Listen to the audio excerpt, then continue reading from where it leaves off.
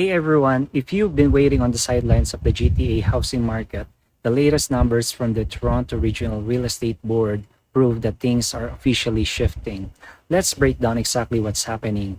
The spring market has brought some serious tightening. Home sales across the GTA are actually up 7% compared to this time last year. At the same time, sellers are exercising some caution. New listings dropped by over 9% because sales are climbing faster than new inventory is hitting the market.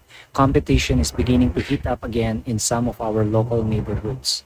But here is the good news. If you are a buyer, home prices are still lower than they were last year.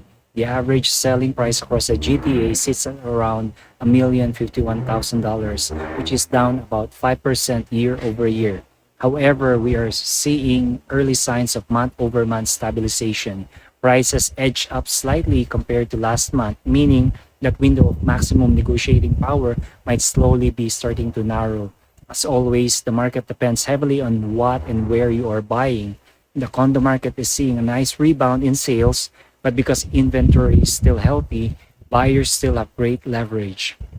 If you're looking at freehold detached homes or townhouses, expect things to move a bit faster, especially in tighter areas like Durham or Halton region.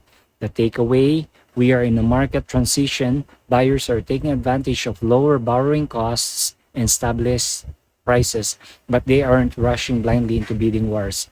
If you want to know what these numbers mean specifically for your neighborhood or your property's value, drop a comment below or send me a DM. Let's talk.